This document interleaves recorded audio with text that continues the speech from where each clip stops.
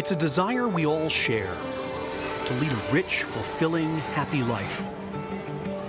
But you can't always get what you want. Is happiness an experience that comes and goes, or is it a state that you can live in for long periods of time? I don't know. This emotional life is a roller coaster, taking us from the heights of ecstasy to the depths of despair and every place between. All emotions have a role in a healthy life. We're not automatons. I'm Dan Gilbert, and in this series, I'm going to introduce you to everyday people who are searching for happiness, as well as to the scientists and clinicians who are trying to help them find it. What I've taken away is the resilience of the human spirit. It is just amazing what we can go through and be okay. I thought I was going crazy. The dreams, the nightmares. But I'm not letting it beat me. What more can I say? I'm a happy camper. We'll see how our greatest source of happiness lies in the people around us. A basic need for human beings is love, is companionship. We'll explore the obstacles to happiness, emotions such as fear, sadness, and anger. Have I lost it to the point where I did feel like I've lost it? Yeah. I went through like 6 or 7 years of real depression. I just was never quite given the right pill. But next, we'll see what happiness is, what causes it, and why we look for it in all the wrong places. I won the lottery, but being happy/content takes work. I used to think that things would make me happy. More money, success. I'm realizing now that that's not the fact. Happiness comes from within, and happiness comes from experiences that we have with people that we love. Coming up, rethinking happiness on This Emotional Life.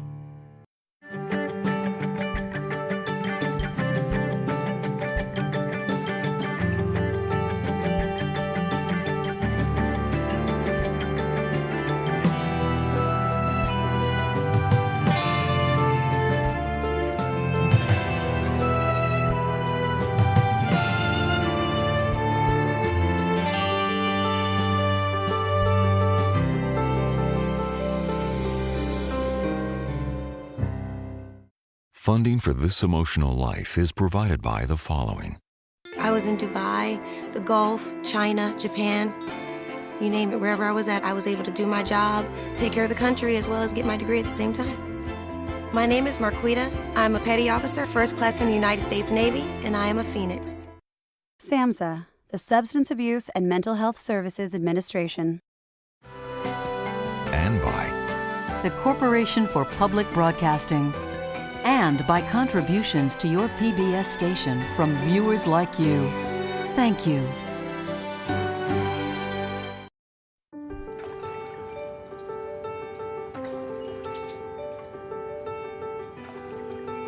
Everybody wants happiness. It's a universal human desire. But it's a desire not easily satisfied. We search without finding it, and when we do find it, it doesn't seem to last very long. Why is it that it is so difficult for us to hold on to contentment? And why are we so fleeting, and why are we so fickle? Why is it that one day the things that make us happy, the next day bring us misery? Happiness, get over yourself. What happiness? You know, life is going to be always challenging, is always going to be a pain, so get over it. I don't think it's that much of a mystery. If you don't have a job that you like, and you're not having sex, you're just not going to be happy. I think happiness is a temporary state, but it's a juicy one.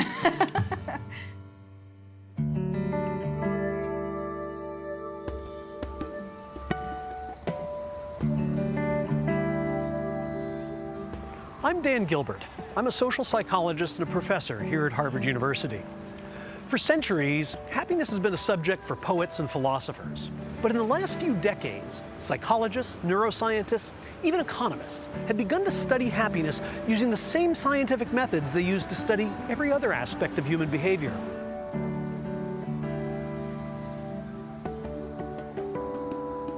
Of course, scientists have only recently gotten into the happiness business, but that business has been booming for a long time. You have to train your mind to recall the simple successes you can have. Turn on the television, surf the web, visit a bookstore, and you'll see that there's no shortage of people offering advice about happiness. Success University. Gonna be fun, y'all. All my needs, desires, and goals. They're all part of a large and growing business known as the self-help industry. The liberation from the horizontal image. This industry may or may not have made anyone happy, but it's definitely made some people very rich.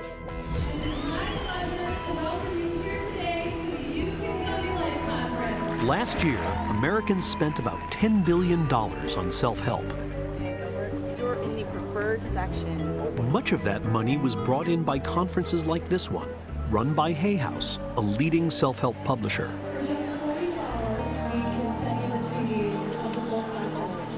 Hay House sells books and DVDs on everything from diet and personal fitness to fairy magic and angel therapy.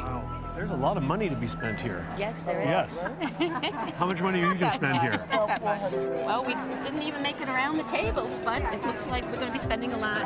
Stuff looks great. The desire for happiness drives different people toward different things.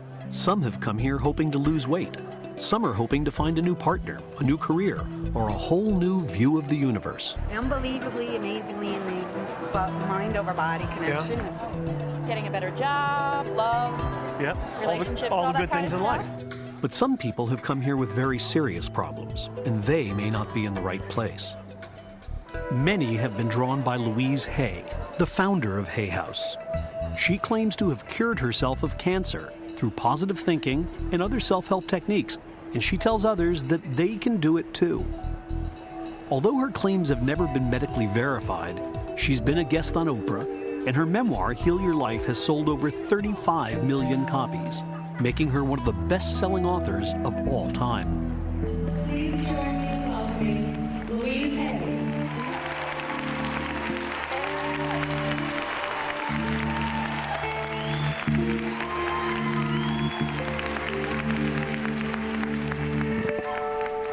I choose the thoughts that make me feel good. And if you will be very careful about the thoughts you think, that you choose to think. Hay is right when she says that our thoughts affect our feelings and that we have some control over the thoughts we think. Life loves you. I love you. Do you love you? That's the important thing. Thank you. Thank you. I accept. I do. You're damn right. But Hay also believes that thoughts are the cause of all misfortunes. Because remember, somebody who has depression is choosing thoughts that make them feel rotten. That by thinking the wrong way, we can give ourselves cancer or AIDS or depression, cause cars to hit us, or make ourselves the target of a terrorist attack. And when I became 80, I decided that it was going to be the best decade of my entire life. And it is. I'm 82.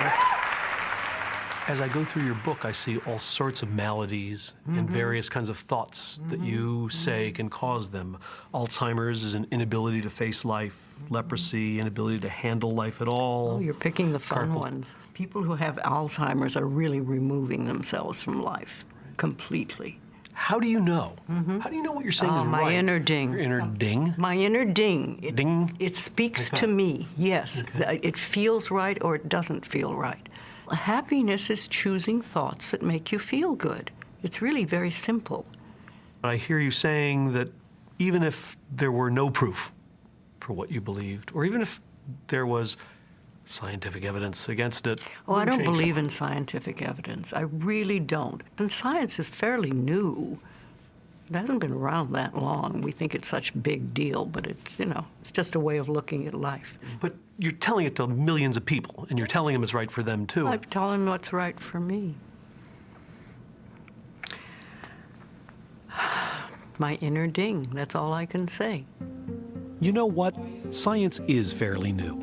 But when we want to know what causes stars to explode or butterflies to migrate, we rely on scientific evidence rather than our inner ding. So why not do the same thing to find out what causes human happiness?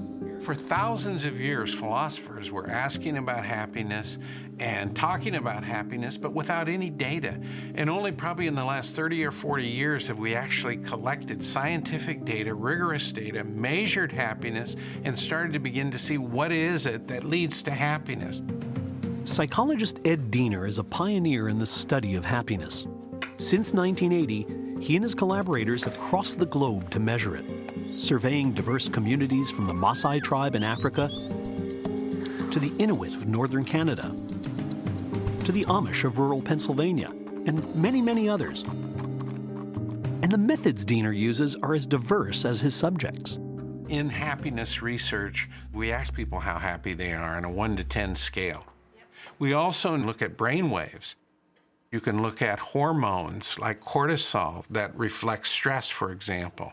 You can also ask family and friends how happy that person is, because family and friends see how happy they say they are and how happy they act in everyday lives.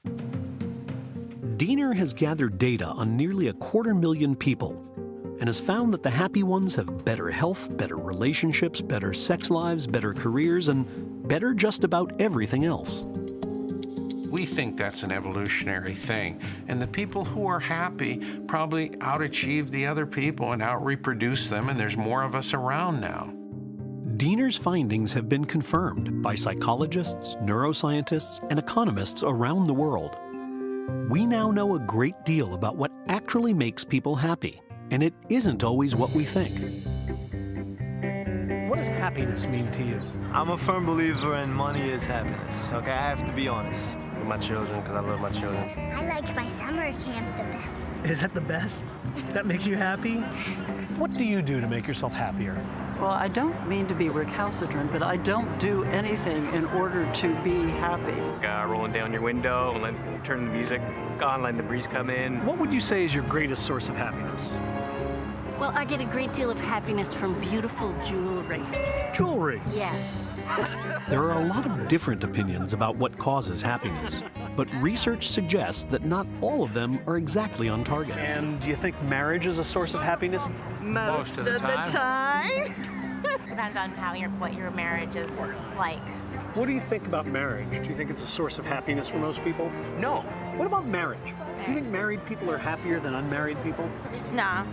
I don't think they're less happy. I think it just depends. Not everyone lives happily ever after, of course, but studies do show that, on average, married people are wealthier, healthier, and, yes, happier than others. Do you think children make people happy? I think so. I mean, I think they'll be a part of my happiness. Yes or no? Do children make you happy? Mine do. So what about those bundles of joy? Well, studies show that parents are no happier than non-parents and are often less happy. Can money buy happiness? No, it doesn't. Do you think money can buy happiness? Can it bring happiness? No. Does money buy happiness? Not at all. What about money? Do you think money makes people happy? Absolutely. Yeah? And the more the better? For me, especially, the more the better. Guess what? Money does cause happiness. On average, the more money people have, the happier they tend to be. So money, yes. Marriage, probably. Children, not so much. What science is teaching us about these and many other things is that they are related to happiness, but not necessarily in the way you might think. I grew up in the South Bronx. We had every gang banger, the Savage Skulls and the Bloods and the this and the that. It was difficult to survive, and I was always one paycheck away from being homeless. So, for 2.5 years, every week, regardless of what the jackpot was, I would go in and just play the lottery.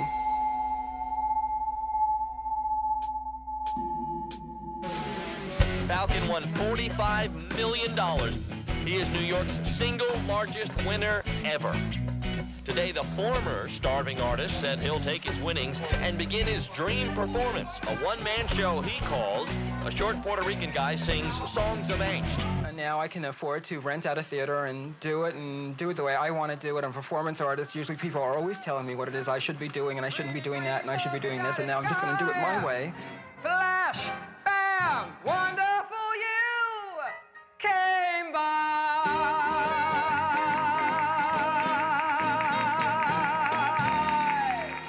Life is change, and money is going to change you.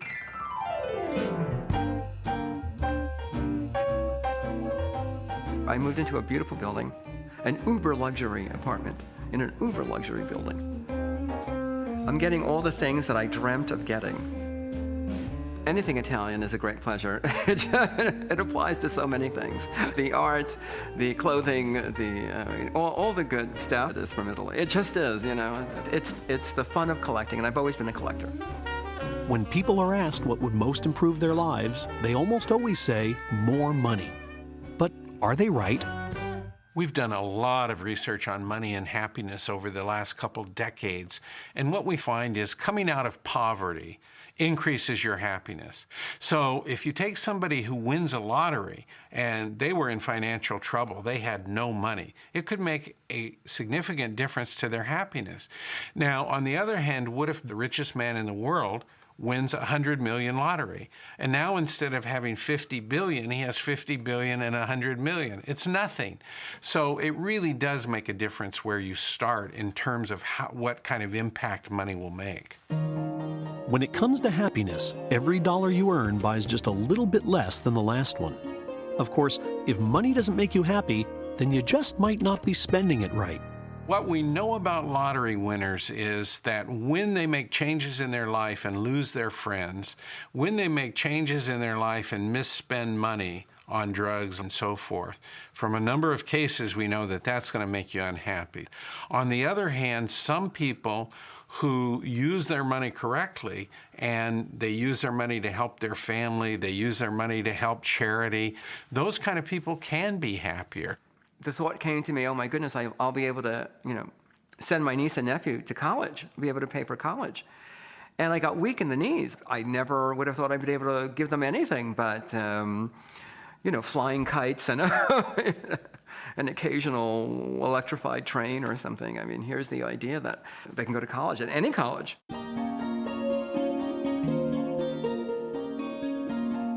Oh, did the new money strain any relationships? Yes, quite a few. There were friends that I've had, all my friends were struggling painters, writers, singers, performance artists, whatever, and a few of them couldn't handle it. All of a sudden I became something else to them, and they just couldn't handle it. Why? I don't know, because we stopped speaking. But, there are other friends who did hang around, and we're still friends. Okay. He's very open. You don't meet people that are as open as he is that often. John is the person you can laugh with, you can get serious with, you can argue with. And he's just a very stimulating, fun, interesting man. Lois Mervis is one of John Falcone's oldest friends. She met him 20 years ago when both were struggling artists. Wow, these are beautiful. After John won the lottery, he hired Lois to help design and decorate his home. Yeah, it needs to be longer or thicker or something just to be a little more presentational. But it's a beautiful doorknob. I don't know if I've ever told this to John. When my husband came home and told me that John had won the lottery, I got very concerned. I thought, oh, poor John, what a responsibility. Money is fun. Money gives you the freedom to do all kinds of things, but it's also a burden. And I've always impressed with John. I have to give him credit for that.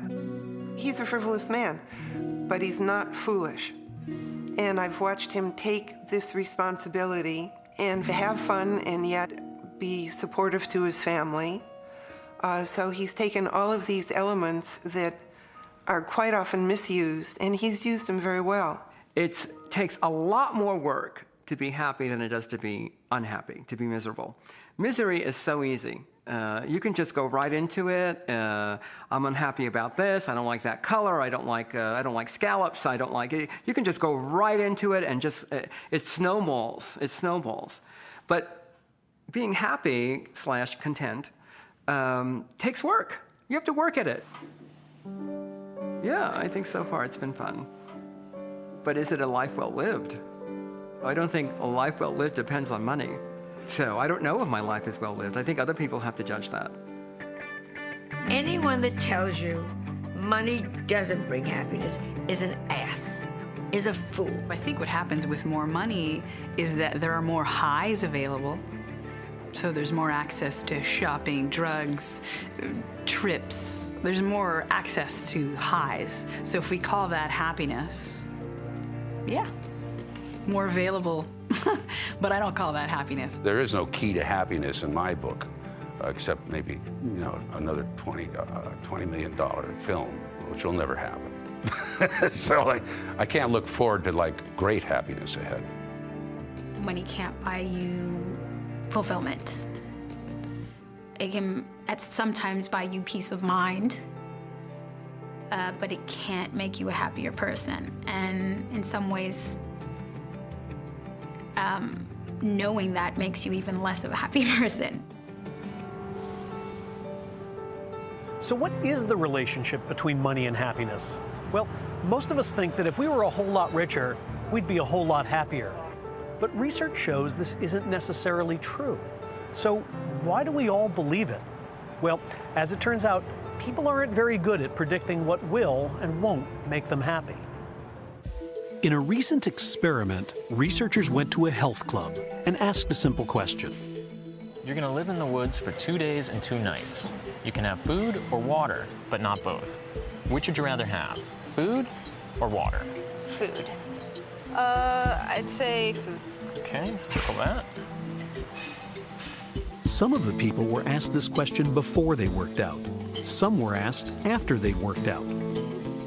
And when they were asked made a huge difference in how they answered.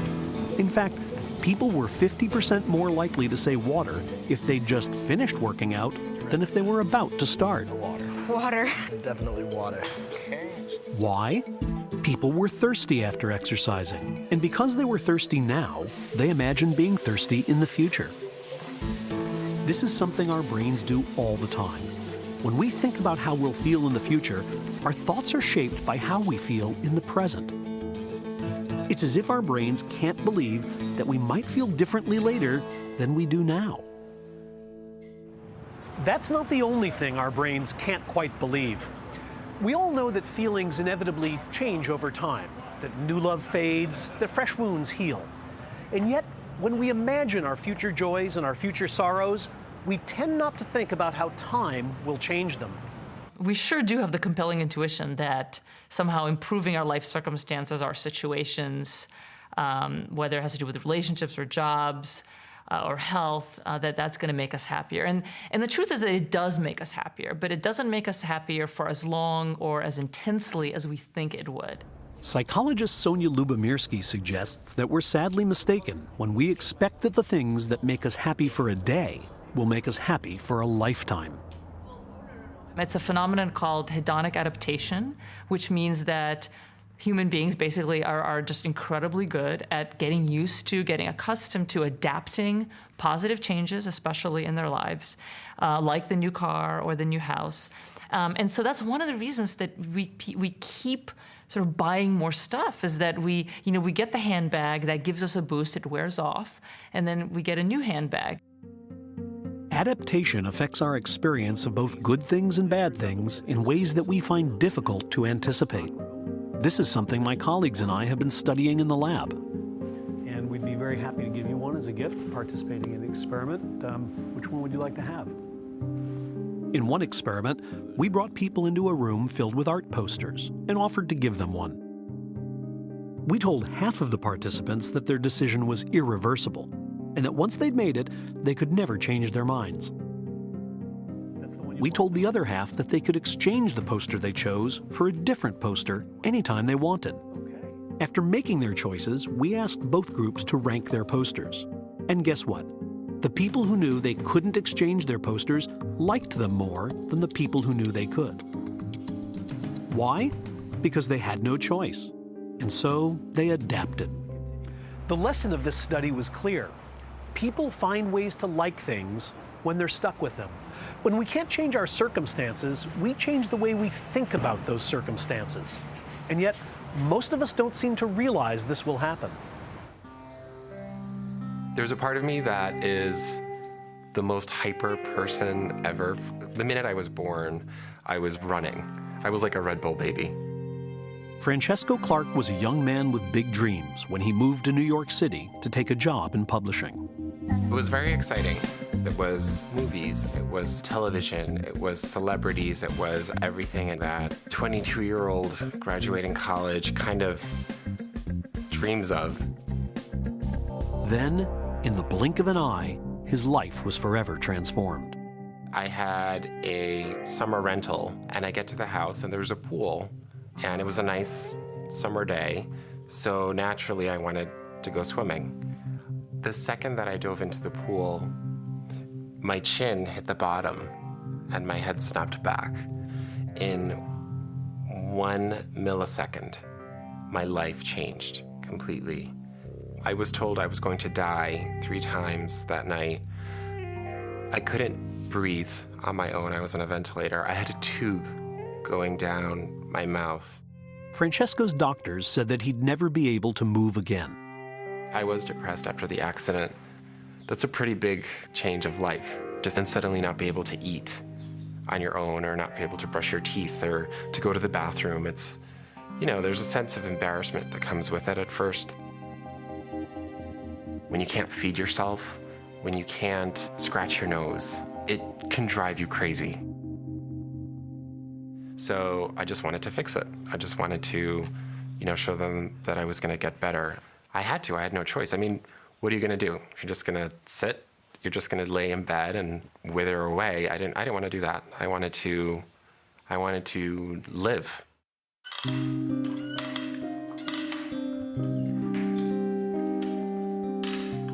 I started to feel better. It wasn't a specific day and it wasn't a specific time, but I realized that it wasn't about my injury anymore, and it wasn't about this metal frame that I sit on.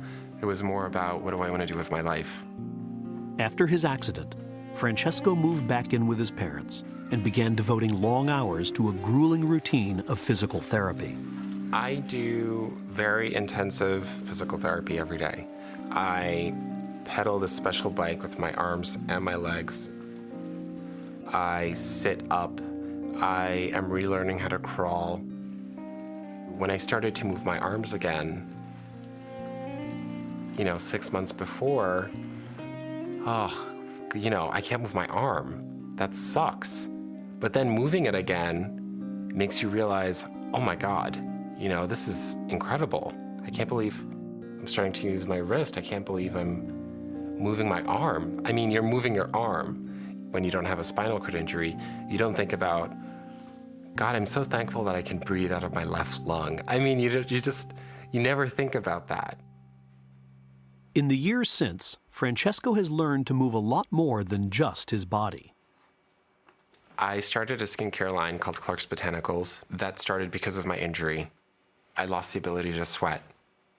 It looked like I had specks of sand under each pore, and it was red, it was flaky, it was gray, it was sensitive, it looked like it was aging. I was kind of like, well, I've tried everything prescription, I've tried everything over the counter. I started to look at essential oils and botanical extracts. So I had these like ugly little vials that I would use, and then my sister started using it, and then my mom started using it, and then my dad's patients started using it. And then I was kind of like, hold on, this isn't like, I'm just making this in the kitchen, I don't know what I'm doing. So it was very much an organic evolution of my injury. Today, Francesco's products are sold all over the world, and he has the schedule of a busy CEO, running his own firm, writing a book, and working with the Christopher Reeve Foundation as an advocate for people with disabilities. I'm very happy now. I love every aspect of my life, from work to my friends, to being with my family, to thinking about living an independent life. I'm still pretty much exactly who I was before. I laugh at the same jokes. I love the same movies. I have the same sense of curiosity, but I think that everything is more, I don't know. I'm just as stupid as I was before. It's just that I've learned more about myself. The ability to bounce back is admirable, but it isn't unusual. People who suffer a wide range of traumas and tragedies tend to recover more quickly than they themselves would have predicted. Yes, they're sad, they're miserable, they're even devastated for a while. But studies show that most people end up being as happy or nearly as happy as they were before. Resilience isn't rare. In fact, it's very common.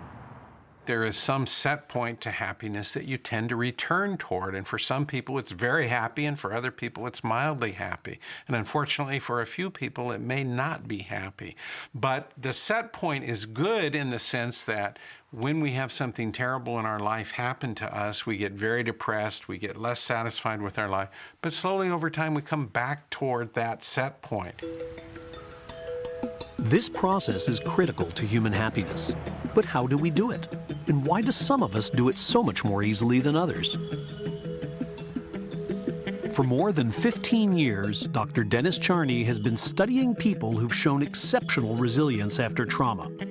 From survivors of natural disasters, to prisoners of war, to the firemen who responded when the World Trade Center was attacked on September 11th. It was fascinating to deal with resilient individuals because when you met them, you looked at them and thought, well, how did you do this? You know, you start thinking, could I have done that? How did they do it? One of Charney's most interesting subjects was Bob Shoemaker, a former Navy pilot. I grew up on a farm in western Pennsylvania, and my parents were middle class, so I consider myself fairly average. But average people get thrown into extraordinary situations. Bob's ordeal began in 1965 when he was assigned to combat duty in Vietnam. He'd just been married and had a son. Then suddenly, life as he knew it came to an end. The mission I was on was just north of the demilitarized zone that separated North Vietnam from South Vietnam. We were really low, and I pulled out right over a flak site, and they managed to hit me in the tail section, and the plane flipped upside down, and I ejected, and the parachute fortunately opened, but opened only 35 feet above the ground, and so I broke my back as I landed. That was it. You know, they got me, they bound me, had handcuffs on me behind my back, and marched me off.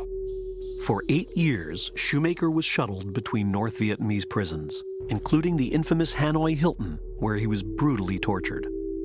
The really worst technique was what we call the rope treatment, where they would tie a rope from your handcuffs up over your shoulders and down to your feet, and they would tighten this thing up so that eventually your head would reach your feet. And you think it can't happen, you know, particularly when your knees are straight, but it was excruciating. And then they jammed an iron bar down my throat to keep me from screaming. So that was the technique that would get you to condemn your own grandmother if you had to. The torture Shoemaker endured was not just physical. For almost 3 years, he was held in solitary confinement. There were 11 of us in cells, and no windows, and a solitary light bulb hanging down that burned 24 hours a day. To deal with his isolation, Shoemaker imagined the house that he would build for his young family if he ever returned. I'm almost embarrassed to admit to you that there would be days when I would spend maybe 10 or 12 hours just thinking about how many bricks were in this house. I knew that there were, say, 5,227 nails in the thing and so many board feet of lumber. I'd spend a year and a half designing the perfect house, and then one day I'd say, well, what would happen if I moved the fireplace from this room to that room? It'd send me back to square one, and I'd redesign the thing. Although Shoemaker was physically isolated from the other prisoners, together they created an ingenious form of communication. We developed a tap code in which the alphabet was arranged in a square that had 5 rows and 5 columns. You'd say, that's the second row, second column, this is G. That's first row, second column, B, and U is fourth row, fifth column is the U, so GBU is God bless you. So the tap code really kept our spirits alive, our hopes alive, our dreams. And so we transmitted things like French lessons through the wall and music lessons and how to fix a television set and biology lessons. So we spent a lot of time on the wall. These conversations were crucial to Shoemaker's survival, and they became a focus of Dennis Charney's research. Social support is a key factor in becoming a resilient individual. You can't do it alone. You need other people. I think the tap code experience of the POWs is among the most important lessons. And we use the phrase that everybody needs a tap code. Everybody needs a way of communicating with other people to establish friendships that are supportive, to establish relationships that provide you a guidepost as you get through tough times. Charney also discovered that highly resilient people tended to share some other qualities as well. They tended to have strong religious or moral beliefs, strong role models, and a strong streak of optimism. It was not an unrealistic optimism. They were able to accurately apprise themselves of what they were facing. So it wasn't denial. They knew that they had been traumatized or they were facing a very difficult situation. But they had an ability to be optimistic that somehow that they would prevail. You know, I only received 7 letters in 8 years, and the letters were occasionally pessimistic, like telling me my mother had suddenly died and things like that. And you just have to be able to, you know, just suck it up and reach down somewhere in your soul and come out with the wherewithal to overcome the present circumstances and be upbeat and get on with it. After 8 years of captivity, Bob Shoemaker was finally released, his spirit unbroken by the horrors he endured. The first thing he did was call his wife. I wondered who this man was. I didn't know him very much. We had a very short courtship. Our baby was born just 5 weeks before Bob was shot down and captured. I remember this phone call saying, "Hi, honey," and that literally erased 8 years of time. It's hard to explain that, but that was the person I knew. And that was the person that returned home. Shoemaker had done more than just survive. In his view, he had grown. Well, I suppose one way of looking at 8 years of imprisonment is to say, hey, that's just wasted time. You know, have to put that behind me. It's unfortunate. But paradoxically, you know, I gained something out of this 8 years of experience. In the years after his release, Shoemaker became a rear admiral, a college professor, a devoted husband and father. And he turned the house that he'd so often imagined into a reality. It was something in my soul I just had to get out, you know, and see the fulfillment. I wanted a house that had a lot of openness to it, and I think that was probably as a result of my being confined without windows or anything. So the house I designed has a lot of glass. I was deprived of freedom for such a long time. I think I really cherish freedom more than most people do now. Bob, like almost all the other POWs that we interviewed and got to know very well, said that to the following question: if you could have eliminated the POW experience from your life, would you do so? In other words, you could have just wiped that out. It never happened. And Bob, like many of the others, said no, because I learned things about myself during that experience. And I learned tools, psychological tools in which to handle my life that I probably could never learn in any other way. And so it stood me in good stead for the rest of my life. Being a prisoner really focuses on what's essential in life. And there are a lot of things that we can do without and still be happy. The key lessons from Bob Shoemaker's story are that inside almost all of us is the capacity to overcome the most horrific of stresses in our life and even ultimately learn from that stress and thrive and grow as a person. You learn resilience by falling down and getting back up again. And as you fall down and get back up again, you say, oh my God, I'm back up again. The setback or the failure that I thought I would never recover from, in fact, I've recovered from perfectly well, which means that I can do that again. My resilience has been slowly learning to trust that whatever path I take can be positive.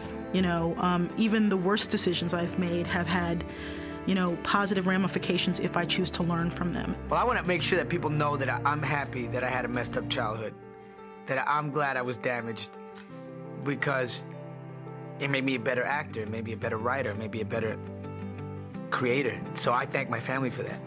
I wouldn't trade it for anything in the world. Then I would have, but not now. Human beings have a talent for adapting, a talent for finding happiness where we'd least expect it. But if we can adapt to a lifetime in a wheelchair or a decade in prison, then why can't we adapt to the ordinary misfortunes of everyday life? The answer is that adaptation is something the mind does when there's nothing else it can do. We adapt to misfortunes when we know we can't change them. But when we stand a fighting chance, we fight. And that's why we struggle so much with temporary misfortunes. I was always good at math. My dad worked in finance. When I was in high school, I took an economics class and we had to pick stocks. I just always liked it. Went to college, studied it there. My brother was on Wall Street at the time. He helped me get my first job. And 10 years later, well, here I am, unemployed in a chair. Bill O'Connor was a bond salesman at Lehman Brothers when Wall Street began to collapse in the spring of 2008. He and his wife Stephanie had a new baby, a new apartment in New York City, and they knew they were in trouble. A lot of people describe it that when you join a bank, there's like a bullet, and on that day that you join, they inscribe your name on it. And someday, if you stay there long enough, that bullet will be fired. Bill saw a lot of his friends being laid off, and he worried about what would happen to him. But when the axe finally fell, Bill did something a bit unusual. Steph was on maternity leave, and then she planned to have a sabbatical before going back to work. So she was planning on having 6 months. I said, I don't think I want to just start pounding the pavement looking for a job. What do you think if we buy an RV? Which, and I said, I think you're crazy. And his mom was living here, and she said, I think you're crazy. Yeah, wasn't a well-received idea at first. I found a very cheap Winnebago online. Spent the summer together as a family, driving around the country. We're just gonna break away for a little while. Why would you buy an RV if you lost your job and had a new baby? Well, research on happiness suggests that Bill and Stephanie may have been spending their money wisely by investing in a shared experience rather than material goods. It was great. You get up in the morning and you go out and have lunch by a lake, or you go swimming. It's just, time together. There's just freedom. You can just be driving along and you see something and you say, that looks interesting, let's stop there. All right, let's stop there. We went and saw the six-legged cow in Kansas. It was a once-in-a-lifetime experience. I think it really turned out to be one of the best things we could have done for ourselves. But no vacation lasts forever. And when Bill and Stephanie returned to New York, Bill's unemployment began to seem much less like an opportunity and much more like a problem. Coming back to New York was not good. I was coming back to play Mr. Mom and look for a job that, doesn't seem to be there. What time do you have to go to work? You're just working in the office? I'm working in the office. With their vacation a rapidly vanishing memory, Bill found himself struggling to adjust to life as a stay-at-home father. What else do I have to do this week? It'd be great if you can get to the grocery store. Yeah. Just because we're pretty limited in what we have in the fridge.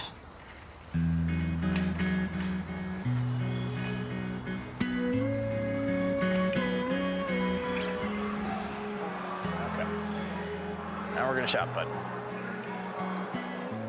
It's kind of really worth $6 more, Maddie. Your mommy's using generic right now. This could cause a disagreement, but we're getting. These look identical, friend. I think you're going generic. Congratulations. You've just saved us $12. I hate, expensive grocery stores, so, I opt to go across to New Jersey to, Pathmark or ShopRite or something. We get toilet paper, we didn't get toilet paper yet. Goodness. You have to reorganize. It's bizarre to have gone from a world where I put on my headset in the morning and I had 150 phone lines and kind of lost without that, without the dialogue, without the interaction. And then just the confusion of, where am I going? I don't know. I have no idea. Get you down. On your back.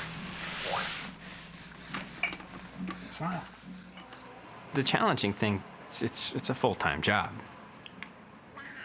I've opted for a full-time job. Maddie, what you doing? When you just want a moment, you can't have a moment, so that's exhausting.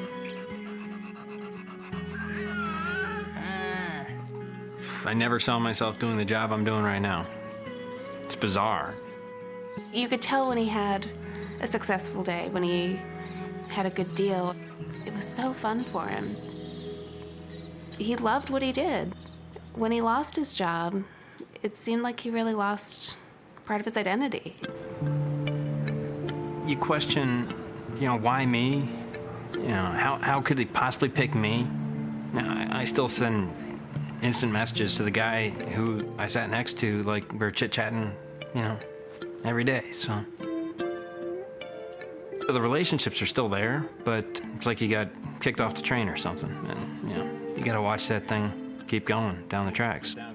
Bill's struggle isn't over yet, and there's no telling how long it will go on. For now, one thing is clear. Playing the role of Mr. Mom doesn't seem to suit him all that well.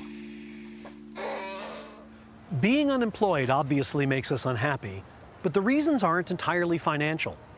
When someone asks us who we are, we often tell them what we do, because work is more than a way to make money. It's a part of our identity.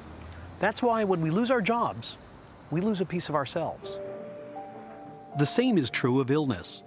Being sick makes us unhappy, but the reasons are not entirely medical. Illness, like unemployment, can tear a hole in our identities and leave us wondering who we really are. My hair was me. My hair was red, full, curly, shiny, long. So I was all hair. It had a presence, and I had a presence.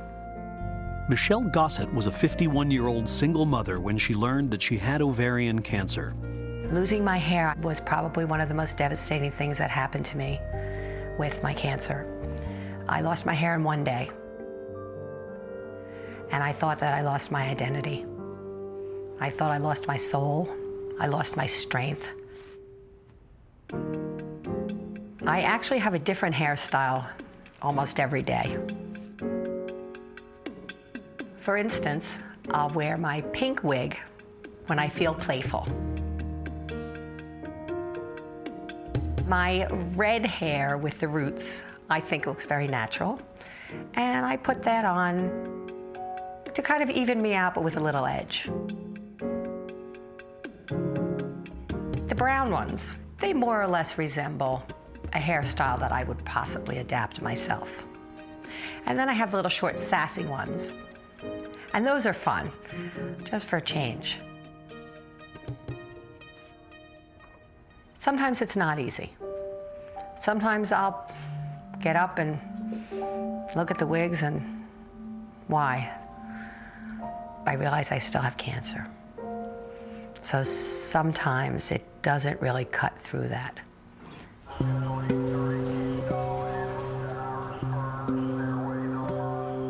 I worry about my daughter. Natalie is absolutely the apple of my eye. She is my pride and joy. And Natalie and I have been through a lot together.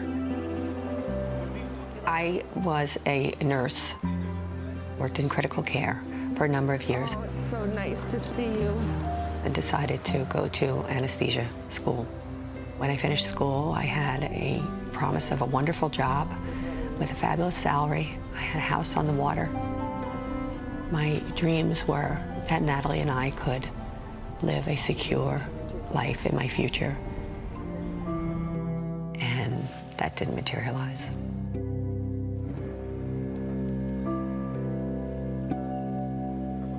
I was diagnosed 2 weeks after my graduation, and I'm on chemotherapy right now. My fears with my illness lie in that Natalie might not have her mother. And Natalie is as important to me as myself. So how are you feeling? Well, I'm really tired. It went well. Everything went great. Michelle is struggling with her fear and anxiety. And like many others in the same situation, she's turning to the self-help industry for advice. I'm just looking for secrets to find inner peace. I'm using aromatherapy baths, aromatherapy around my home. I'm living and eating more organic food. I found that I've been reading a lot of self-help books lately, inspirational readings, inspirational writers, William Dyer, Marianne Williamson, Louise Hay, different authors. You can heal yourself type things. And I think that's what we all want. We want to enjoy life. And it's so pressing for me to try and find these because I feel I'm reaching a desperation to find the meaning of life. Michelle is one of the thousands who attended Louise Hay's conference. What I wanted to gain from going to the conference was keys, tricks, guidance. The healing has begun. Life loves you. As a trained nurse, she isn't quite ready to believe that cancer can be cured by aromatherapy, crystals, or positive thinking. I'm not willing to give up my chemotherapy for alternative therapies because I've seen tragic outcomes from that. They said, I'm just going to have a vegan diet and I'm going to think positively and that's how I'm going to live out the rest of my life because this will cure me. And their cancer just metastasized to their brain, their bone, their lungs, and they were done. I'm not ready to take that chance. When I put myself in your position, I think if somebody told me that the reason I have cancer is that I had the wrong thoughts, is there a part of you that thinks, give me a break? I've thought about it because I said, okay, if it's dis-ease in my body somewhere and it manifests in my cancer, is it something from my childhood? Is it an anger? Is it someone I won't forgive?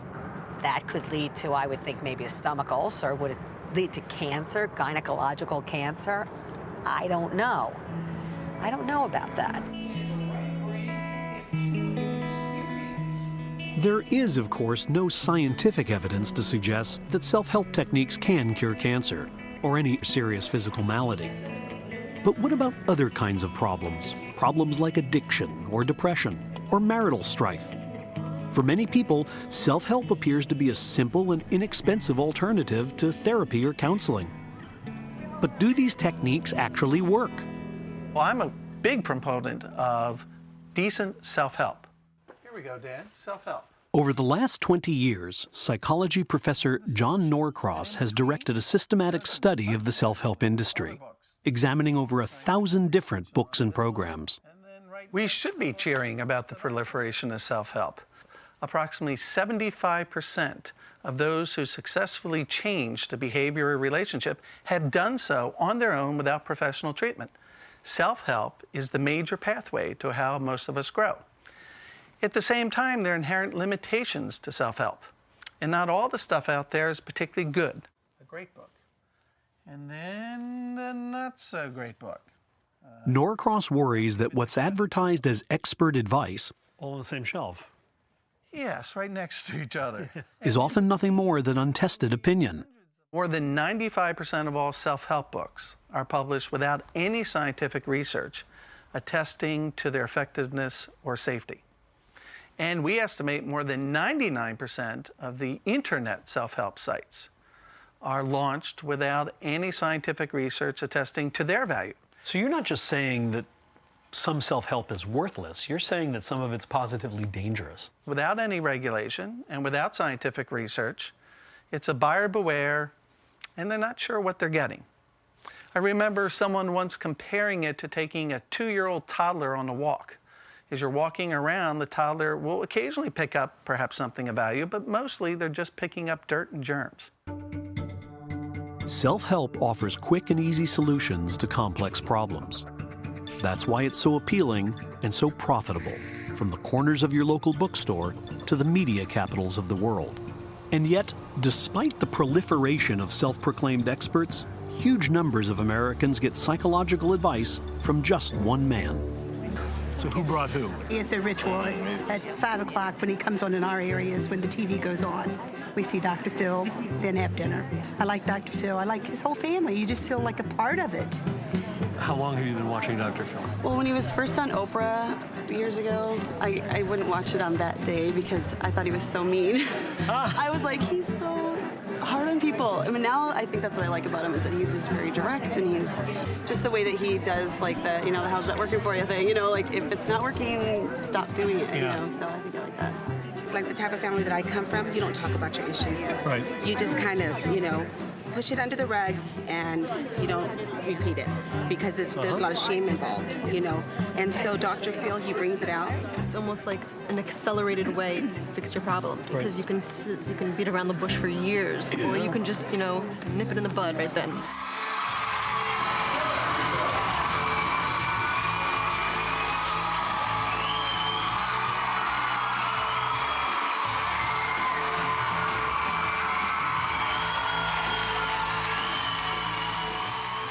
And so your goal is to inflict pain.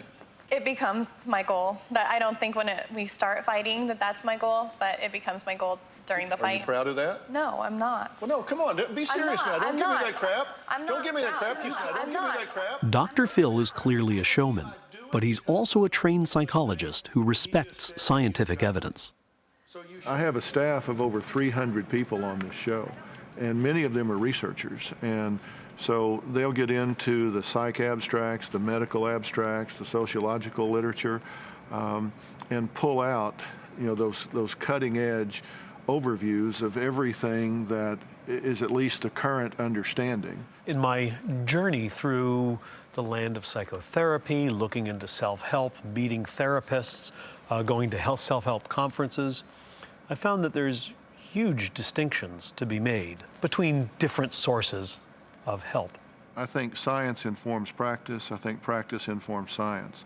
And if you don't have that exchange, I think you're going to miss some really important elements. But I'm not one of those people that thinks, you can think your way to illness or you can think your way to health. I think it's a multifaceted aspect. Dr. Phil is in the helping business, but he's also in the entertainment business. I'm going to tell them and you how to fight fair. And he knows what it takes to keep ratings high. Tell him that he sucks in bed. It's just one more way to hurt him. In the end, a television show is no substitute for professional help. A lot of couples that go through this kind of thing, which is why I'm talking to y'all. You're kind of teaching. Something Dr. Phil appears to A lot recognize. of people at home thinking, boy, my marriage isn't as bad as I thought it was. People watch your show hoping to get answers, and they do. Some people watch your show hoping to get all the answers, and of course they don't. Dan, I've never been under the misconception that we're doing 8-minute cures on the Dr. Phil show. What we do try and do is give people a wake-up call, to get themselves thinking, to get themselves considering. But this is just that. It's a beginning place. It should open a dialogue. It should open a thought process. It should cause them to maybe write down 5 questions to ask their therapist or their doctor the next time they go in and see them, or to discuss with their spouse that night. Then that's a great thing. If they take it beyond that, I think they're trying to do too much with the platform, too much with the venue. What do you want to see do? Dr. Phil is undoubtedly helping some people by reducing the stigma of therapy. But dealing with life's problems is hard work. Self-help programs often focus on changing how we think, but research suggests that it can be more effective to change how we behave. And one program in particular has a track record of doing just that. I had a perfect childhood. 2 parents who loved me and loved me unconditionally. I lacked for nothing. William Cope Moyers, son of veteran journalist Bill Moyers, found out at a young age that all the family support in the world wasn't enough. There was something going on inside of me that wasn't satisfied by all of those external factors that would typically define happiness or success. I was struggling with this sense of purpose and this sense that I wasn't good enough. I discovered the solution to this hole in the soul. I could medicate it in a way that required me only to use mood and mind-altering substances. I didn't have to try so hard anymore to be happy. I didn't have to try so hard anymore to be perfect. I could just get high. Taking drugs and drinking probably became a problem from the moment I did them. And I'm convinced that once I took a drink or a drug, I was off to the races. By the time he was in his 20s, Moyer's addiction had consumed his life. My fix was crack cocaine, so I was using $1,000 a week. You know, the money didn't matter. I mean, it did, but it didn't. I was doing anything to get high. My problem wasn't having money in my pocket. I had money in my pocket. My problem was finding my connection. My bottom was on the morning of October 12th of 1994, when in a full-blown relapse from my addiction, I was in a crack house in Atlanta, Georgia, and this simple question popped into my head: now what? And for the first time in my life, I did not have an answer. It's a simple question. Now what? Now what am I going to do? I didn't have the answer. The key to his recovery? Moyers joined the world's best-known self-help program, Alcoholics Anonymous. AA is a free, peer-based support group that offers daily meetings in just about every city and town in the nation. There's decades of research now investigating the effectiveness of 12-step groups, including AA, NA, and so forth. And the research is quite supportive. Regular participation is an incredibly positive factor. The key is that sense of validation, of universality, that we're all in this boat together. I mean, in AA, we realize it's really pretty simple. This isn't rocket science. It's about togetherness. It's about we. It's about realizing that we don't have to go through life's highs and lows all by ourselves. If I'm an alcoholic, I have to decide, am I going to drink? I can go to the bar where it would be harder for me. I can go to an AA meeting. I can seek out friends who will help me in my recovery. I can seek out friends who will ask me to go out for a beer. Keith Humphreys, a psychiatry professor at Stanford University, has studied AA for over 15 years. He's identified social support, or what the folks in AA call fellowship, as being the key to its success. In my career, I've studied a very broad range of treatments for addiction, and there are many different things that work, but none of them will fully supplant, I think, the power of a fellowship that can really become a part of a person's life for years and years and years and years. And AA has definitely figured that out. I'm in that meeting with those people because they are exactly like I am. And so Joe, who I may know from 10 years ago, stands up and says, my name is Joe, and I'm coming back after a relapse. I got 6 days. I go, oh yeah, that's what this is all about. And then an old timer gets up and shares something on one of the steps, and he says, my name is Bob, and I've been sober for 40 years. And I say, ah yes, that's what this is all about. AA create many, many opportunities for people to be helpful to others. Bring in the chairs and set up the coffee, but in most cases it's more involved than that, leading a meeting or sponsoring other people to help them through the recovery process. And what research has shown is that the people who sponsor other members, the people who hold their hand out and support new members in recovery, are more likely to stay sober themselves. So that's, I think, part of the genius of AA, to recognize that to get help, one also needs to give it away. Moyers is now the Executive Director of Advocacy at Hazelden, a drug and alcohol treatment center that employs principles based on AA. I used to always believe that when I'm on my deathbed, no, I'll probably get high one more time, just to go through it one more time. No, I want to die sober. There is no cure for my alcoholism. There is a solution, and the solution is recovery. Recovery includes going to meetings. AA meetings often end with a prayer. God grant me the serenity to accept the things I cannot change, the courage to change the things I can, and the wisdom to know the difference. That wisdom is critical for everyone, and yet knowing what can and can't be changed isn't always easy. Most of us find it hard to accept that some of the wrongs we've suffered simply can't be righted. I've been struggling with forgiveness for quite some time, 8 years to be exact. I had an accident that changed my life. I was in New Orleans. It's the weekend of my younger brother's wedding. And we were on a balcony at a club, and the railing gave way. There was a gentleman to my left who started to go over. His natural reaction was to reach and grab hold of something, and what he grabbed was me. But we went free-falling all the way to the street, which is about 30 feet below. I felt like I was going to die that night, and it's still hard to think about it. Stephen Rowell continues to suffer from nerve damage and debilitating seizures. But even worse is the emotional toll that his accident has taken. I've been holding a lot of anger and just a lot of pretty horrific emotions in regards to the club owner. It seemed that, every time I felt like I might be able to let go, I would have a seizure. I look back at some of my journals. I was really angry about this and relentlessly unforgiving. And it just kept me in that place. It kept me sort of trapped in that place. And again, one more time, breathe in fully. At the suggestion of his therapist, Stephen has enrolled in a forgiveness class at Stanford University, a 5-week program designed to alleviate anger, stress, and depression. This is a guided educational practice in forgiveness. I lead you through a series of practices that at the end you become less attached to a certain negative point of view about something that's happened to you. I'm going to ask a few of you just to talk about what brings you here. How about you? I'm being sued by somebody who's,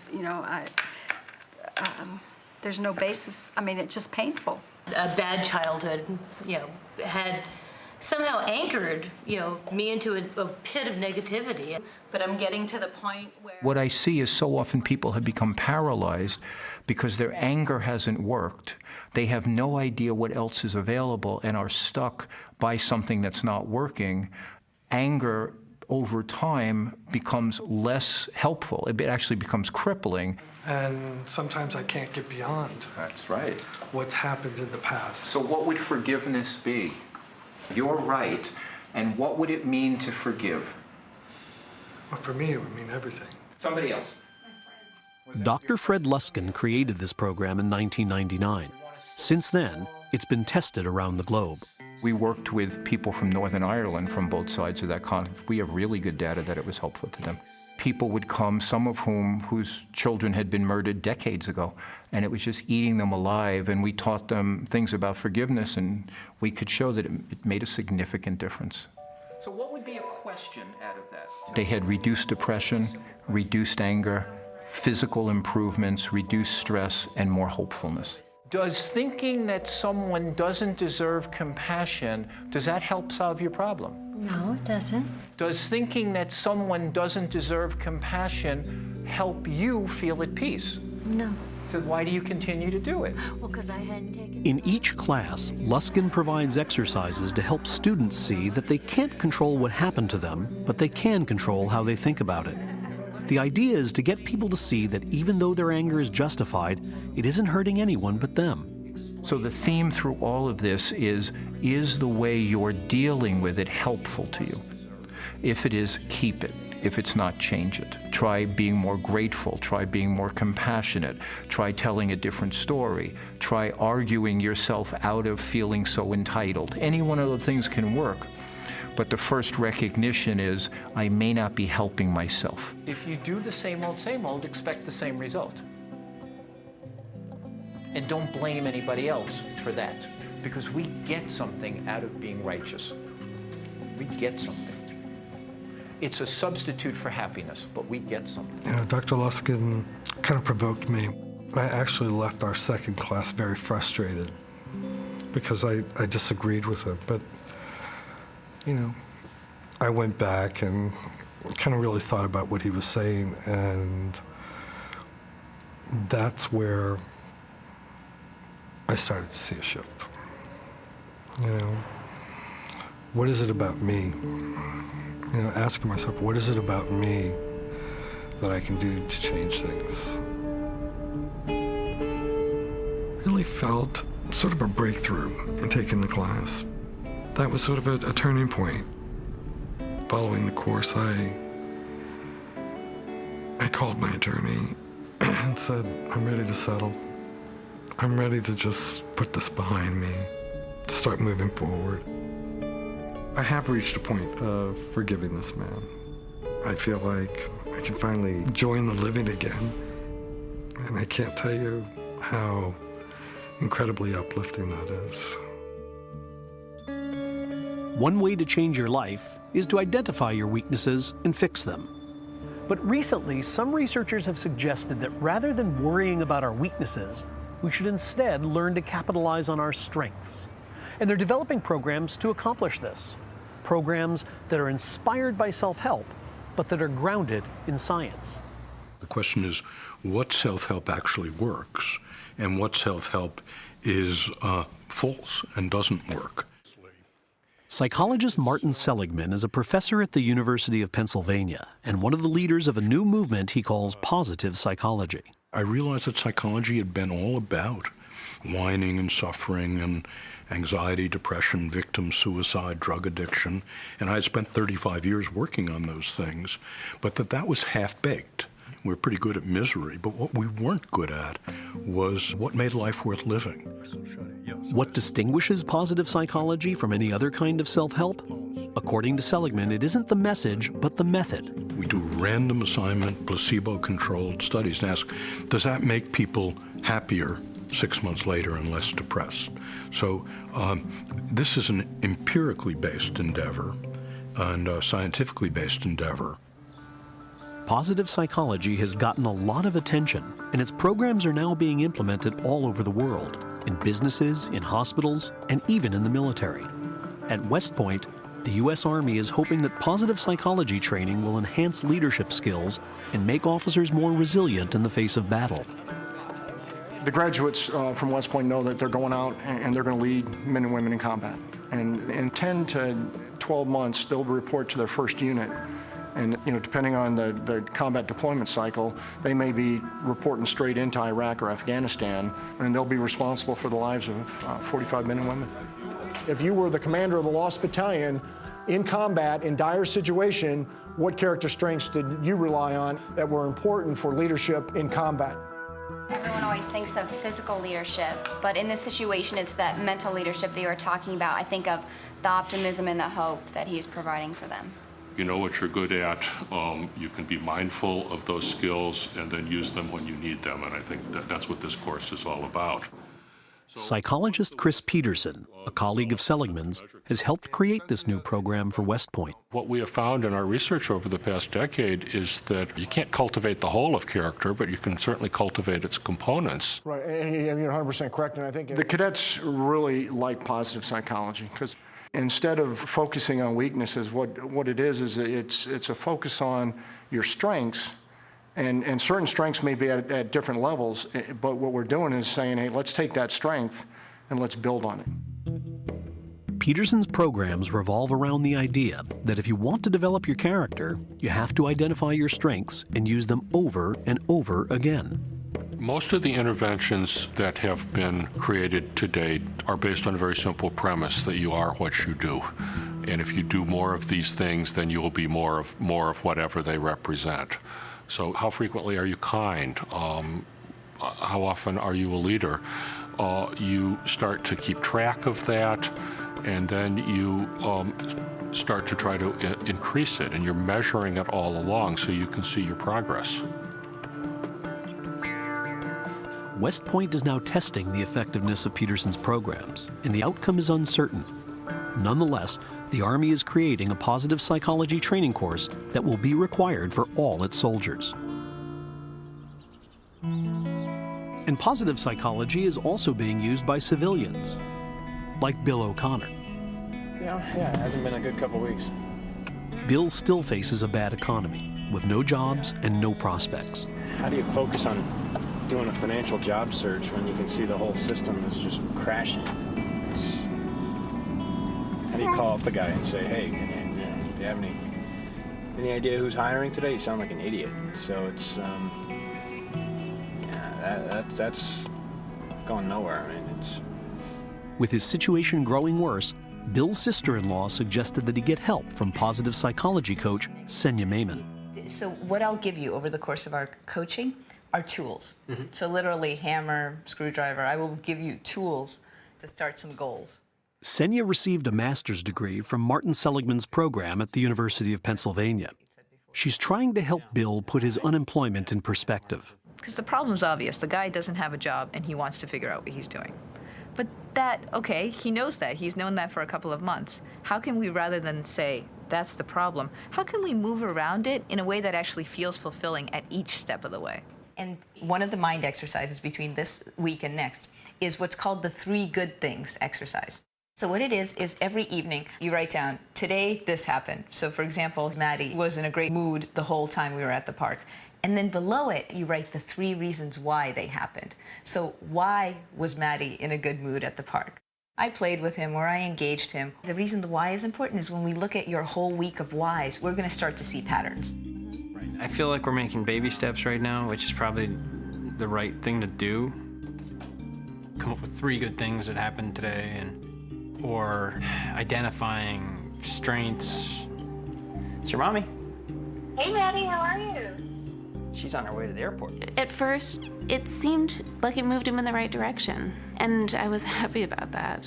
And he got more gratification out of the things he did do right, which is things like, well, I got Maddie on the subway today, or, oh, today when Maddie took a nap, I had time to work on my resume. I did this or I did that, or I made a bunch of phone calls to people.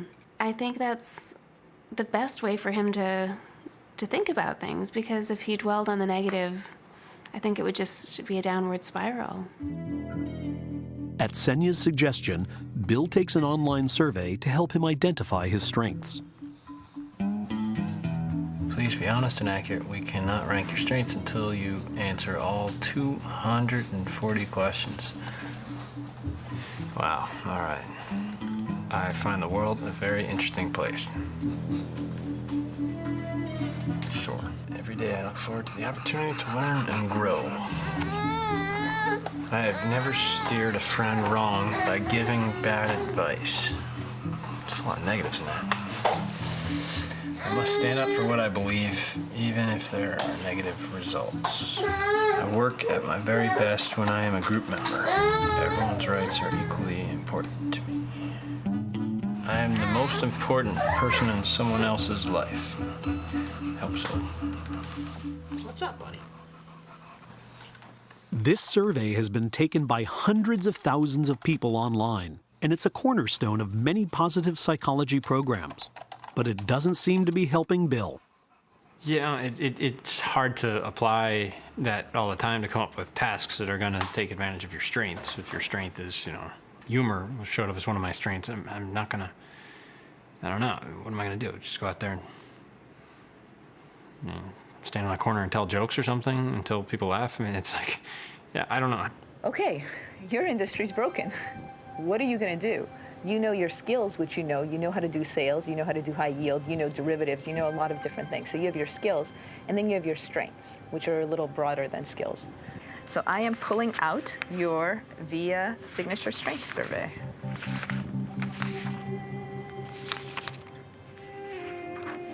So if we look at this, and you're looking at these cards spread in front of you, which one really jumps out at you as, yes, this is definitely me? I don't know. Ranking them is tough.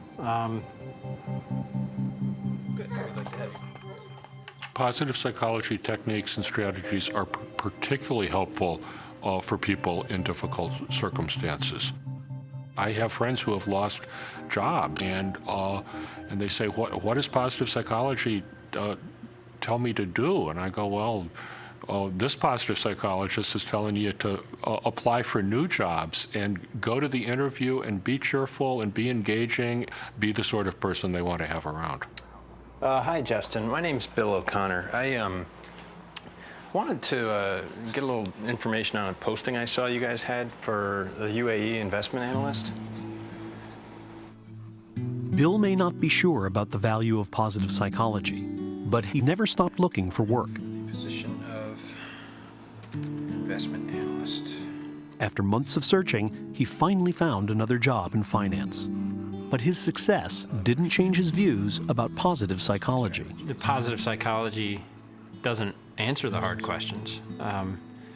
when we look at where we're going to live, that's not an emotional decision. That's a rational decision based on a number of variables. I mean, I guess it felt like I was fishing a lot of times. Nevertheless, Stephanie noticed some real changes in her husband. He does have a tendency to be skeptical about things that don't feel as hard or quantitative or proven.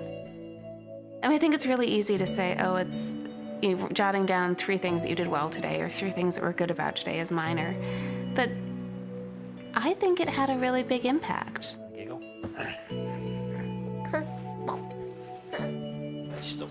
My wife and my son are everything to me, right? My family is the most important thing in my life. It was in the beginning. It was through this process. It is going forward. So, if anything, through the process, that's my real strength, and that's what I've drawn upon. So do you mind if I use my napkin while you move him? No, no problem. No. Hi, buddy. What's up? The idea of focusing on strengths instead of weaknesses is interesting, but does it work? The jury is still out. Even the founder of positive psychology worries that the enthusiasm has gotten ahead of the evidence.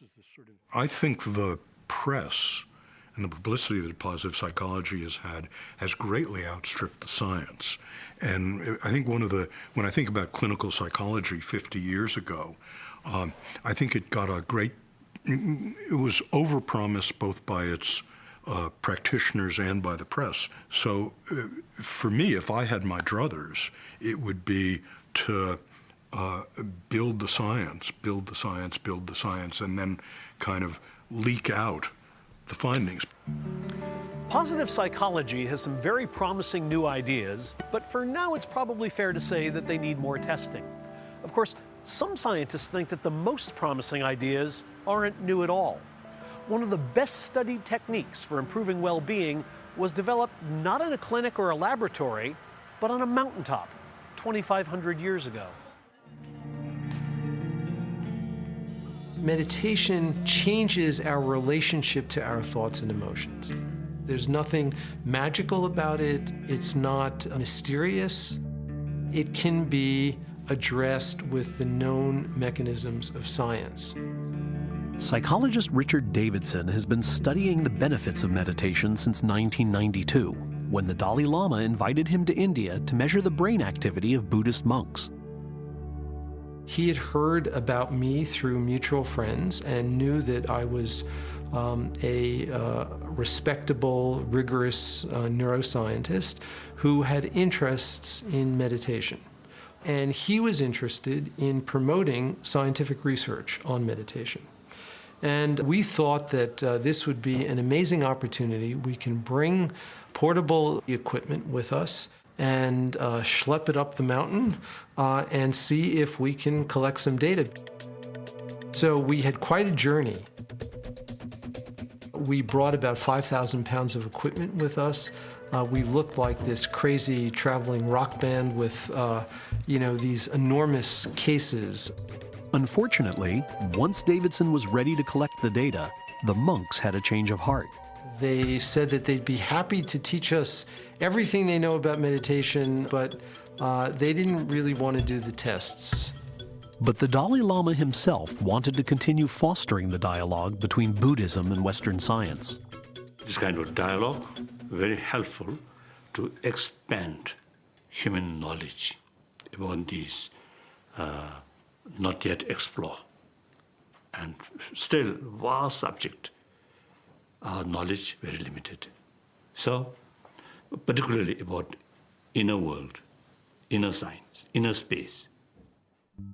In 2000, the Dalai Lama began sending monks to Davidson's laboratory at the University of Wisconsin, where they participated in a series of neuropsychological studies.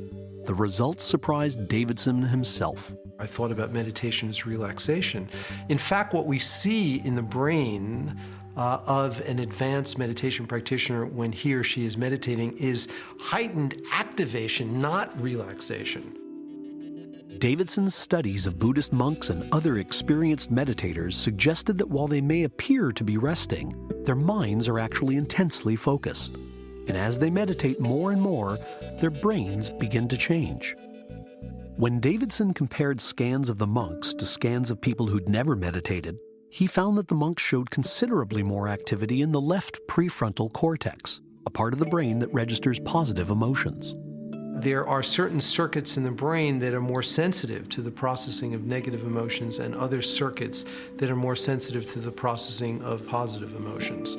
And more than any other organ in our body, the brain is built to change in response to experience. It's a learning machine. The scientific evidence suggests that we can actually train our mind and shape its circuitry in our brain in very specific ways to promote increased levels of well-being. I think scientific findings also very, very useful, very convincing. It can be useful for medical science and also can be useful for bringing new generation, more healthier mind, more compassionate mind.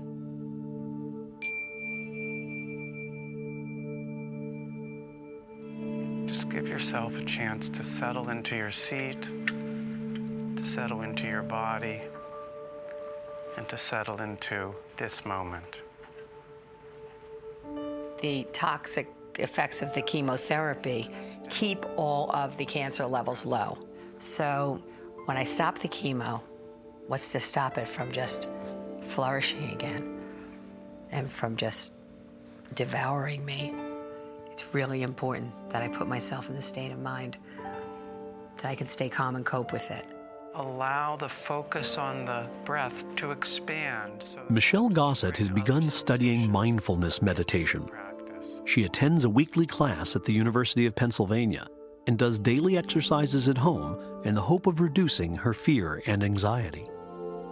I'm doing a 40-minute meditation every day, and it's extremely difficult because our thoughts distract us, and it takes a lot of discipline. And the only security that we can ever have is comfort with and confidence in our ability to manage uncertainty. I think most people would agree that physical exercise is good for your health, and the same with mental exercise. If we took the training of our mind as seriously as we take physical exercise, we can actually train our brain to transform our happiness. I don't dwell on the sadness. I have a lot less anxiety now since I've been meditating. And I have to say that my anxiety has decreased by at least 75%. I find that I'm really not anxious. I'm very calm about it. I do get sad, but I don't dwell on the sadness. I used to think that things would make me happy. More money, success, prestige, position would make me happy. And I'm realizing now that that's not the fact. I think you can't really put a price on happiness or put a label on happiness. Happiness comes from within, and happiness comes from experiences that we have with people that we love.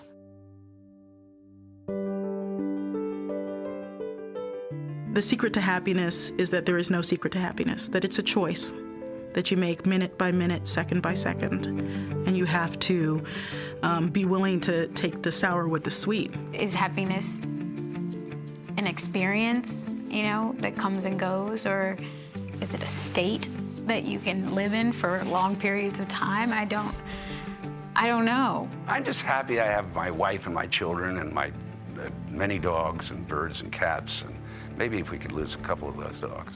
I think the secret to happiness is being busy. And the secret to happiness is you don't have time to think, am I happy? Human companionship is the greatest joy. If I look at the times in my life where I'm most happy, where I'm enjoying myself the most, it's when I'm with my friends or my family and I'm doing something adventurous, something kind of mildly dangerous, and laughing a lot.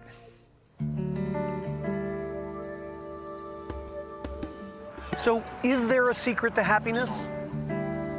Well, yes, but it isn't very much of a secret. Scientific research suggests that a lot of things matter: money, health, work, but that one thing matters a lot, and that thing is social relationships. We're one of the most social animals on our planet. We need each other for just about everything. So it isn't very surprising that nature's designed us to experience happiness when we're connected to others. Family, friends, lovers. Those are the social connections that matter the most. When they're strong, we're happy. When they're lost, we're devastated. Going with us. How are you? I'm good. How are you? Renee and Brian Cloyd live in Blacksburg, Virginia. Welcome. They're doing today what they do several times each year, driving a group of college students over 100 miles to rural Appalachia to help repair homes in this impoverished community. Let's do it. You want to go head up this way? The Cloyds are volunteering their time to help other people. No, don't touch it until you get line. There you go. You have snapped the line, ladies. But they're also hoping to help themselves. Someone said there's been a shooting at Virginia Tech. I didn't even think about it. And then something just hit. I turned on the radio just listening, trying to find some news, and I had heard that 22 had been shot and killed at Virginia Tech. And I remember screaming. And I called my mom, because I knew she had a computer, and I said, could you please check on the computer? On April 16, 2007, their daughter Austin, a freshman at Virginia Tech, was killed in a shooting rampage that left 33 people dead. We were trying to call Austin. Every other parent, every other friend was trying to call those students. And I heard from one of the emergency response workers, the most difficult thing for them was to hear the cell phones going off and being unable to answer by just hearing all those cell phones going off over and over.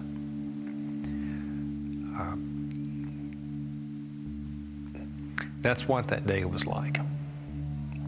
It was a day of horror and hopelessness. Sometimes it's really comforting to be in here. I mean, this is a picture of she and a friend at one of the football games.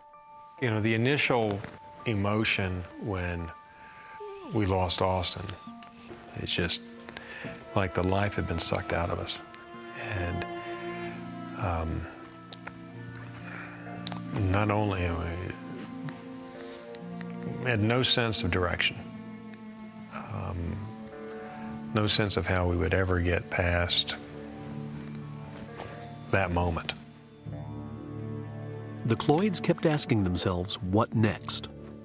But try as they might, they just couldn't find an answer. Life can end so quickly that everything one does, everything one plans for, dreams of, can be gone in an instant. So what's life about? And I thought, okay, we gotta let people know who Austin is. She's not just a dead person. She was a vital person who was making an impact. As a high school student, Austin did volunteer work in Appalachia. Her parents hoped that by devoting themselves to her cause, they'd connect with the people who'd connected with their daughter and move their own lives forward. Most of the people that we meet out here that we work with on their homes, they all have a story. And the story almost always involves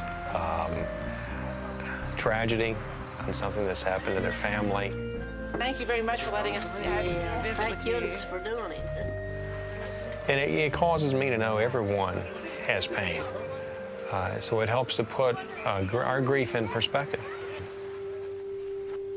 Dawson's favorite quote is, no one can do everything, but everyone can do something. And if everyone does something, then together we can change the world. Hey ladies, how's it going? Hey. I don't know how long it takes for people to reflect upon, memories of children that they've lost and feel mostly happy about that memory instead of mostly sad. For me now, it's still mostly sad and maybe a little happy. Okay, why Watch out, help him so he doesn't cut his fingers off. Stress safety to this man. A lot of people in this world just don't have the confidence of being loved. And I personally feel like I have that to be able to give to others.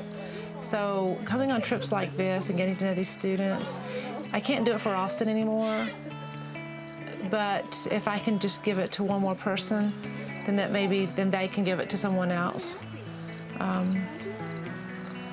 Because I don't have her to give it to anymore. Right. You're right, Jared. So Okay. go to the... Yeah, okay. Can we really transmit happiness to others? If we do something to make another person happy, do they then do the same thing for somebody else? In fact, new evidence suggests that happiness may be as contagious as the common cold, that it can be passed along from person to person, and that it can travel farther and faster than anyone imagined. This is Framingham, Massachusetts. In 1948, medical researchers began tracking the residents of this town, trying to learn about the behaviors that cause heart disease. Their work continues today. Known as the Framingham Heart Study, it's one of the world's most extensive epidemiological studies, containing 6 decades worth of data on the health of more than 15,000 people. And hidden in this mountain of data is a deep and powerful secret about the nature of human happiness. Your happiness depends upon whole large clusters of people you don't even know and who you have no way of knowing. Nicholas Christakis is a physician and a sociologist. He became interested in the Framingham study not because he was interested in heart disease, but because he was interested in social connections. These individuals had had their social network ties repeatedly assessed over this 32-year period, and as it turns out, had had various aspects of their emotional lives assessed as well. So what we could tell is we could tell who these people were connected to every 4 years or so for 30 years, and we could tell, for example, whether they were happy or depressed or lonely, and in some cases anxious, repeatedly across time. Using the Framingham data, Christakis and his colleagues mapped out a web of more than 50,000 connections between friends, family, and coworkers who participated in the study. Then they began to calculate how changes in the happiness of any single person affected the happiness of others in this vast web of relationships. The results were astounding. What we found is that if your friend becomes happy, it increases the probability that you will become happy by about 15%. And if your friend's friend becomes happy, someone you don't even know perhaps, it increases the probability that you'll become happy by about 10%. It's only when we get to 4 degrees of separation, only when we're speaking of your friend's friend's friend's friend, that that person's emotional state is no longer associated with your emotional state. Everyone knows that people can make each other happy. But before this study, no one had any idea just how powerful this effect could be. Christakis' work shows that happiness spreads through social networks like a virus, that happiness is, in a very real sense, contagious. There's no doubt about it. We're all connected. And those connections exert a powerful influence on our happiness. Sometimes they can even save our lives. I lived here about 40 years ago when I was a kid. Just walking in the door of my house was so unpleasant. Michael Mattis was born in Minneapolis, Minnesota, and the troubled relationships of his childhood left an indelible mark. I was an only child. I grew up with my mother and my grandmother. My mother worked 2 jobs as a waitress to support us because my grandmother was home all the time taking care of me. The lid came off that predictable situation by 2 events. My grandmother died, which left us in a void, and then my stepfather came in. And that's when the alcoholism reared its head.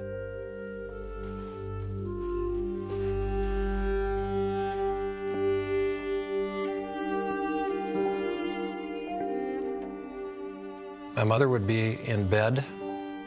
My stepfather would be up in a chair with cocktail in hand. My mother would be bedridden for maybe up to a month.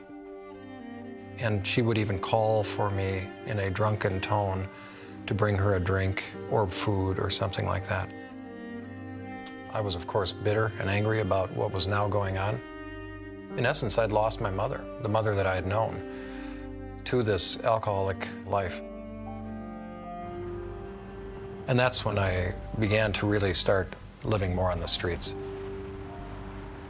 and started to get into trouble with my friends, my new family. And the trouble started simply with shoplifting, escalated to burglaries, car thefts, so that we were pretty much running around doing what we wanted. Right over here was my friend's house. He used to deal LSD right out of the back of the house there, a good source for all of us at the time. I and my friends, we'd just do everything in our power to find ways to alter our mood. We'd, drinking, drugs, LSD, speed, you name it. It was pretty much anything we can get our hands on.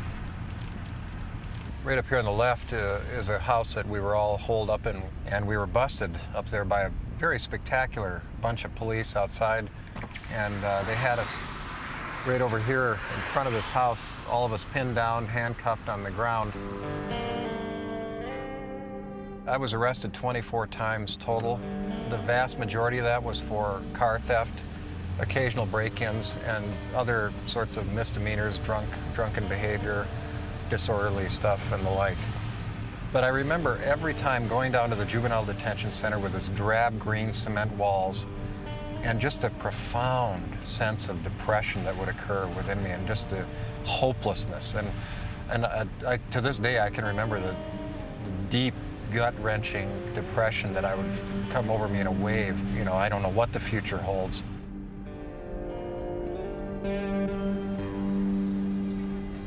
I had a meeting with my parole officer after I'd been arrested one more time subsequently. And I was sitting in the car outside the high school, and he told me, "You're done. One more arrest, and you're going to be tried as an adult." I had at least the insight to know that if I stayed in this environment, I was going to get in trouble again. Although many of his friends would soon be in prison, fate had something different in mind for Mattis, whose life was changed forever by a single social connection. I got a job at a very high-end furniture store that sold very expensive modern furniture. It's an environment that allowed me to learn a lot about the other side of life, where there was money, culture, art, wine, and the like. And this is something I had not experienced before, so it allowed me to become aware of this as a possibility. But the real transition for me in terms of helping to guide me came through fluke interaction that I had in delivering furniture to a surgeon. It was a very big job that we had, and I ended up going out there multiple times to install custom-made furniture. And so I got to know him. For whatever reason, he saw something in me, and he decided to take me under his wing. My first impressions of Mike when he first came in the door, there was a spark there that was blatantly obvious to me. And his persistence in pursuing our relationship was conspicuous, and it was infectious. I write a letter to the dean of the medical school. I mean, it makes no sense. I wouldn't do it today. Right. I would go out to his house on Saturdays and just hang out with him, and he might take a nap on the couch while I would sit there and watch football or something. But when it came time for me to ask him questions and get some guidance, he always gave me the right advice. He said, I had a difficult time even getting a high school diploma, and I haven't been to college, and I can't read, and I can't add a column of numbers together. And my response to that was, well, just do it. He saw worth in me, and it could be developed. And that was what decided my fate. I'm a full professor of thoracic surgery in the Department of Surgery at the University of Minnesota. And I landed upon surgery when I got onto the rotation as a medical student. All of a sudden, here we are in a high adrenaline environment, risky activity, life and death, all the things that were certainly embedded in me and my past and how I grew up, and just perfectly. The story of Mike's life illustrates beautifully what happens in childhood and going down a dark road doesn't doom you, that you can turn your life around and you can construct a new life with the help of other people. Psychologist Ann Maston studies how children respond to adversity. She became interested in Mattis because of the way he used his adult relationships to overcome a troubled youth. He encountered people who began to care about him. He connected with mentors who opened doors for him and coached him. Yeah, we probably should check without clothes, but why don't you? For almost 30 years, Maston has been working on a study that tracks over 200 people, many of whom, like Mattis, grew up in difficult circumstances. We recruited them when they were 8 to 12 years old, and then we followed them up after about 7 years, 10 years, and then 20 years.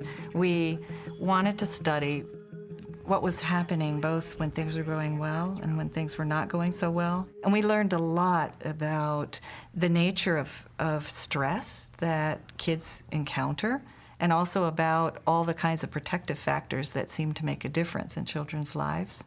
Maston's findings tell us that the key to overcoming childhood adversity lies in developing strong relationships with competent and caring individuals, regardless of how or when we meet them. When you're young, they're parenting type figures. When you're older, they can be mentors, friends, romantic partners.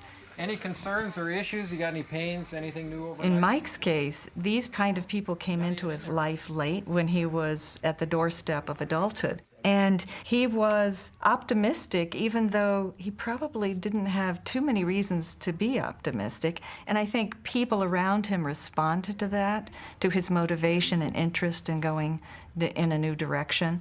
And I think what you see in his life is a kind of positive snowball. Okay. When I reflect back about how did this happen, how did I manage to make a success out of this mess? I go back to the observation of others and using those as significant opportunities for personal development. Without a doubt, one of the most important things that bring me happiness is being engaged in my family, in taking care of them, in fostering my children's development, in being a good husband to my wife. These are sometimes trite comments that people make, you know, being a good husband, being a father, and all that stuff, but I actually mean it, and it's something I came to learn. It wasn't something that was just immediate. For me, happiness means being engaged in things that involve other people and being committed to something that is about other people. Social connections are clearly the key to happiness. That's a cause for celebration, but it's also a cause for worry, because as people age, their social networks get smaller and smaller, which suggests that the older we get, the unhappier we should become. And yet, surprising new evidence reveals it's usually the other way around. As we get older, we're increasingly clear about what our strengths are, what our weaknesses are. We're increasingly clear about who cares about us and who doesn't. And so we're able to mold our worlds better. Over the last 2 decades, psychologist Laura Carstensen has been monitoring hundreds of individuals to see how their emotional lives change as they age. We recruited a group of participants who were initially aged 18 to 94. And we asked them to carry an electronic pager with them. Each time they were paged, we asked them to tell us the extent to which they were feeling each of 19 different emotions. And we had them give us this information 35 times during a week. Carstensen's findings tell us that people become increasingly positive as they grow older, as long as they aren't suffering from physical pain or debilitating illness. It was pretty dramatic. Essentially, what we found is that 70-year-olds were experiencing fewer negative emotions than 40-year-olds. 40-year-olds were experiencing fewer negative emotions than 20-year-olds. In later studies, Carstensen identified several causes for this remarkable shift. Humans know that they're mortal. We know that we have only a certain amount of time on this planet. And this changes people's motivation and changes their emotional experience. As we age, it appears that people are better at experiencing the moment, enjoying what they're doing at a particular point in time. In some sense, it's the silver lining of getting old, that we don't have to prepare for the future. We don't have the burden of the future. The major consequence of this change? Older people tend to alter their social behavior. When motivation shifts so you're focusing on what matters most in life, for most people, they start to focus on their relationships and their closest relationships. You value your friendships, you value your children, your family. Betty Schneider is 87 years old. She's one of hundreds of elderly people who have participated in Carstenson's studies. As I've become older, it seems that I really appreciate my life even more. When I was younger, I didn't even think about old age, but it turned out to be wonderful. Betty is a widow. Her husband, Jack, succumbed to a stroke 6 years ago. But like many people in her situation, she doesn't dwell on the loss. In fact, her daily life is remarkably busy. She takes classes, spends time with her grandchildren, and has a full social schedule. I miss Jack. We did so many things together. We were married for 61 years. And after Jack passed on, it was pretty glum. And gradually it's become better again. There's lots going on, and he would enjoy a lot of the things that I'm doing. But I'm sorry he's not here. But I'm just so glad we had all those years. In some ways, it challenges our most fundamental assumptions about happiness, because we think that happiness is derived from youth and power and attractiveness, health, all of these things that decline with age. But yet we're finding that among older people who are clearly suffering these kinds of losses are also somehow experiencing life emotionally better than ever. I feel very fortunate. I often go through all the good things that have happened, what's been good today. It's interesting, younger people don't really believe that you can be optimistic and feel positive about things that are happening when you're old. But believe me, you do. And I know I don't have a long time to live, but it's turned out to be a very, very rewarding time. We start out in high chairs, we end up in wheelchairs, and somewhere between the two, we all have to figure out where our happiness lies, and then start marching in that direction. So, who brought the map? Well, everyone did. Grandmothers and uncles, priests and rabbis, taxi drivers, bartenders, motivational speakers, they all have something to say about happiness, but they don't all say the same thing. And that's where science comes in. By using scientific methods to identify the causes of human happiness, we're learning that the secret of happiness was never very secret. We're connected to each other. We belong to each other. We're made for each other. Life is a journey through time, and happiness is what happens when we make that journey together.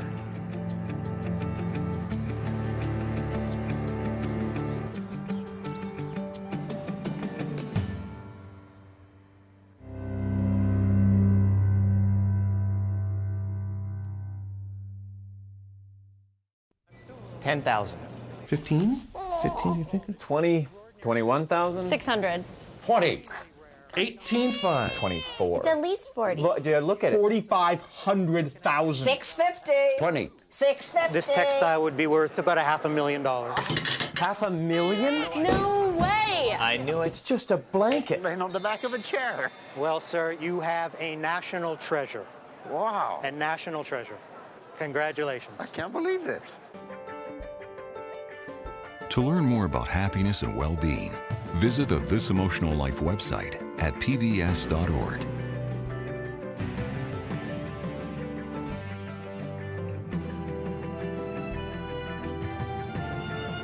This Emotional Life is available on DVD. To order, visit us online at shoppbs.org or call PBS Home Video at 1-800-PLAY-PBS.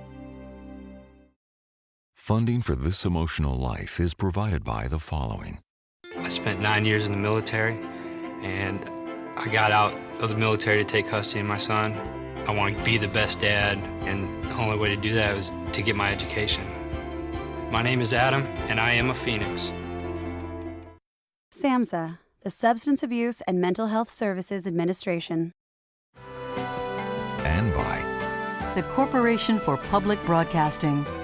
And by contributions to your PBS station from viewers like you. Thank you.